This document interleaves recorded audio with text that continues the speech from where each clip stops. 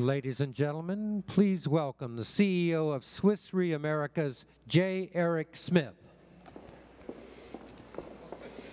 All right, well, good morning, everyone. It's great to be here. Being a reinsurer, balancing on a small platform up in the air, I can relate to this because I've got regulators over here and natural catastrophes over here, so I should be good. It's wonderful to be here. We appreciate being asked to be engaged in this dialogue. I have a tough act to follow, and I'm scripted, so I apologize for that if you don't like scripts, but I have to stay to my script for the most part. So let's start. What does $1 billion hydropower plant and a farmer in Ethiopia have in common? Turns out they can both be wiped out by drought, but I can tell you only one has the insurance to recover from it. As a reinsurer, we're accustomed to mitigating risk on a very large scale. What we do is we insure insurance companies, governments, and NGOs. That's our business. Bridges, tunnels, skyscrapers, massive floods, and earthquakes. We're the ones who manage the financial risk associated with these things all over the world. We ultimately help enable sustainable growth and resilience in communities, which is particularly important in this age of climate change and costly natural disasters. Understandably, developed nations seek the protection reinsurance provides. As a matter of fact, wealthy countries spend 9% of their GDP on insurance cover, so they're relatively well protected. But the comparison between developed and developing countries is stark. Developing countries spend less than 3% of GDP on insurance cover, and even that overstates the situation. In reality, many countries hardly have an insurance market to speak of. When Hurricane Katrina hit the Gulf Coast in August of 2005, 2,000 people lost their lives. And the insurance industry paid out $70 billion, a record for a single event, a good portion of it coming from reinsurers like Swiss Re. But just the year before, the Southeast Asian tsunami, one of the deadliest events in recorded history, killed over 100 times more people in 14 countries. Insurers paid out 35 times less, approximately $2 billion. This was a defining moment for Swiss Re to really look for ways to serve more people on this planet. Granted, traditional insurance may not work in these vulnerable regions. We don't have courts, we don't have contract law, we don't have a means to measure and to pay claims. But here's the breakthrough. Microinsurance can. And here's who it can work for. Josette Lazare is a working mother living near Lake, Haiti. Josette has, over many years, worked her way out of poverty to being able to provide for her family and keep a roof over her children's heads. She has a microloan to help her build and grow her small business selling healthcare products. This loan comes from the largest microfinance institution in Haiti, Foncoze. She started with a loan of $30, ended up with a loan of over $1,000, and lost everything when a natural disaster hit 3 times. In the 2010 earthquake, she lost her husband. And without the ability to repay her loan, with no insurance backing, Josette is destined to fall back into poverty. We see this narrative play out time and again in countries that are poor and hit with natural catastrophe. It brought us to the question of how we could create insurance solutions to help low-income populations on a scale and cost-benefit basis that was realistic.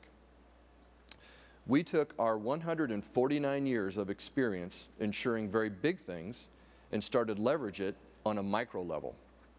And eventually, a partnership between Swiss Re, the Rockefeller Foundation, and Oxfam America kicked off in a village, Tigray, Ethiopia. The goal of this project was to help the village build resilience to their greatest risk, drought, and the resulting crop failure, and create a model that could be replicated in other regions. By coupling very practical risk reduction measures like harvesting rainfall with insurance for extreme drought, the project aims to help stabilize the village economy and encourage long-term sustainable development. Working directly with farmers and the project partners, we adapted the concept of insurance product We adapted the concept of an insurance product that was originally designed for hydropower companies that wanted to hedge the risk of low precipitation rates. It works using a rainfall index. When rainfall goes below a given level for a given period of time, it triggers a payment to all the farmers in that area that are covered by the insurance. No questions asked. The Ethiopian project offers farmers this insurance in exchange for their work on risk reduction measures in the village. That's their premium payment. Measures like better food storage facilities, use of locally produced fertilizer, alongside insurance for extreme climate events, help stabilize communities and encourage long-term sustainable development and adaptation to climate change. This public-private partnership with the Ethiopian government is part of its public safety net program that's addressing food insecurity. When this project started in 2009, there were no insurance policies in the village. By the end of the first year, 200 people had one. A year later, it was 1,300. By the end of the third year, 13,000 had bought them across 45 villages in the area. I realize that Ethiopia is a country of 80 million people, and 13,000 policies is a drop in the ocean. But at the individual level, which is the power of microinsurance, those 13,000 policies mean approximately 80,000 people benefit from insurance protection. Provide a villager with an insurance policy in these circumstances, and you help enhance financial security as well as food security, and maybe even improve access to credit.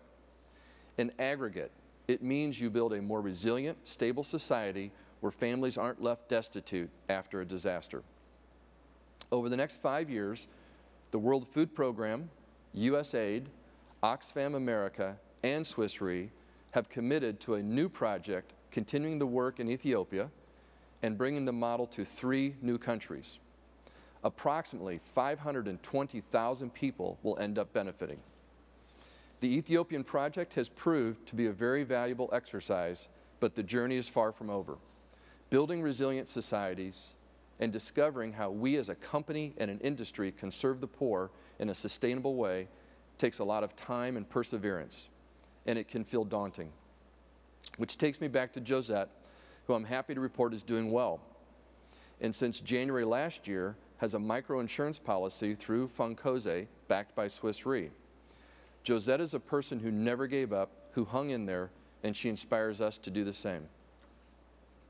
For about 145 of Swiss Re's 149 years of existence, we did not have the goal of specifically working to enhance society's resilience and serving the most vulnerable.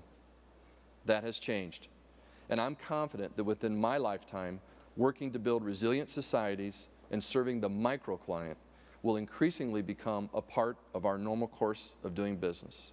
Thank you for your time.